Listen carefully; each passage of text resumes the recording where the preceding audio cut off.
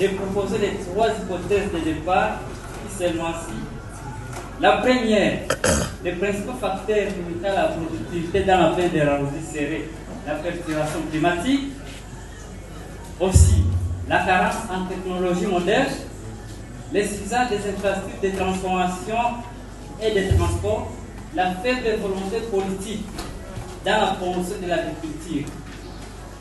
La deuxième hypothèse typique sur les dynamiques agricoles et les défis qui influencent la situation actuelle de la plaine de Rarosée, et ça qui concerne aussi la sécurité alimentaire et les revenus des producteurs, dont nous avons estimé que l'agriculture de subsistance serait un élément coriace de la faible productivité dans la plaine de la Rarosée.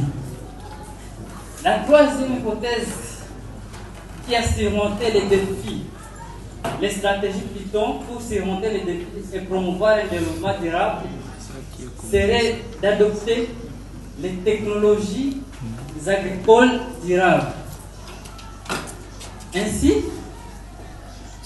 nous avons eu l'audace de choisir les trois hypothèses, sans oublier aussi notre hypothèse principale qui veut analyser comment les dynamiques de la production agricole et la transformation des produits agricoles influencent le développement local. Spécifiquement, ce travail vise à identifier et analyser les principaux facteurs limitant la productivité agricole dans la plaine de la Rarosée. Deuxièmement, ce travail a comme objectif d'évaluer l'impact de la dynamique agricole et son influence sur la sécurité alimentaire et sur les revenus des producteurs. Nous allons analyser comment les dynamiques de production agricole et les défis de la transformation dans la plaine de la Rarosée influencent le développement local. Au regard de cette situation, les questions secondaires suivantes. Au regard de cette situation, les questions secondaires suivantes nous aideront à trouver des solutions à cette question principale. La première question stipule quels sont les principaux facteurs limitant la productivité agricole dans la plaine de la Rarosée. La deuxième question s'articule sur comment analyser la dynamique agricole actuelle dans la plaine de la Rarosée et son influence sur la sécurité alimentaire et les revenus des producteurs de la plaine de la Rarosée. La troisième s'articule sur les stratégies qui peuvent être mises en évidence pour surmonter les défis de la transformation en ligne. Oh, tu allais dire, j'ai consulté. Oh, c'est pas D'accord, j'ai consulté. Et c'était la thèse du professeur Foura Mirine qui stipule sur l'étude comparée de la production d'huile dans la région du Grand Lac. Donc, il a montré que dans le groupement d'Itara Luvungi, au moins, ces indicateurs ont montré que la sécurité alimentaire occupe un espace sporadique. C'est dans ce cas aussi j'ai eu l'audace de dire qu'à Luvungi, la sécurité alimentaire est moins pondérée. L'hégémonité occupe encore une place sporadique.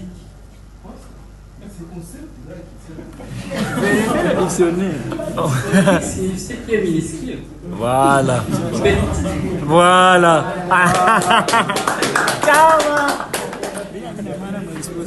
Tu n'as rien dit jusque-là. C'est en train de continuer. Alors, j'ai été obligé d'expliquer les schémas de stratégie proposés pour redynamiser l'agriculture dans la plaine de la Rarosée, dont la stratégie centrale était de redynamiser l'agriculture et bavarder la transformation agricole dans le groupement d'Itara Luvungi.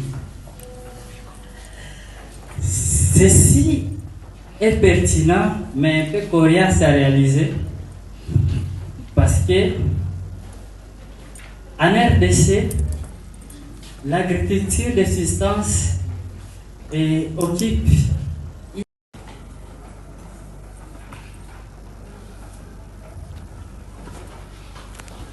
Pas du tout.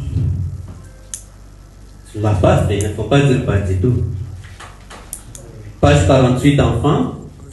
Les dynamiques actuelles, là, les dynamiques agricoles actuelles. Tu es là? Je suis là. Figure 15, les changements observés dans les pratiques agricoles ces dernières années. La question qui est ici, quelles sont les cultures qui ont été adoptées et qui n'étaient pas là avant, parce que tu dis qu'il y a une dynamique. La dynamique agricole, ça signifie quoi d'ailleurs? La dynamique agricole, ça signifie l'utilisation d'un passage d'agriculture de substances vers l'agriculture commerciale ou moderne, et ceci dans l'objectif d'éradiquer la famine ou même de les réduire. Quelles sont les cultures alors qui ont été adoptées? Les nouvelles cultures. En fait, pour parler de nouvelles cultures, il faut aller dans le système des OGM. Il y a des races, il y a des semences améliorées actuelles que l'État et les zones octroient au sein de la communauté paysanne. Les cultures peuvent être les mêmes, mais il y a des cultures améliorées, des cultures locales. C'est ainsi que, pour être honnête, il y a l'insertion des semences améliorées, des semences résistantes aux maladies et d'autres facteurs limitants. Ce n'est pas ça. Merci, Monsieur le Président. C'était de savoir c'est quoi la révolution verte. La révolution verte, c'est une révolution qui a commencé vers les années 50 et 60, dont les principaux pays étaient l'Inde, la Chine, Népal et l'Inde aussi. Cette révolution était commencée par la famine exacerbée qui s'est constatée dans ces pays, et ils vont juger bon, les experts, d'utiliser les bulldozers, les engrais chimiques et parfois organiques pour booster l'agriculture dans l'objectif d'éradiquer ou supprimer la famine. La troisième question était de savoir qu'est-ce qui stipule l'ODD numéro 2 dans mon travail. Étant donné l'ODD numéro 2 parle de la famine et de booster l'agriculture dans des pays en voie de développer, j'ai eu l'audace de choisir cet objectif et d'insérer dans mon travail parce qu'il est en corrélation étroite avec mon sujet. Merci. La troisième question, c'était de savoir les indicateurs pour juger la sécurité alimentaire dans le groupement d'Itara Luvungi. C'est de quoi j'ai parlé à ces résultats. Étant donné que la sécurité alimentaire a ces indicateurs, donc il y a deux principaux indicateurs, donc il y a le marasme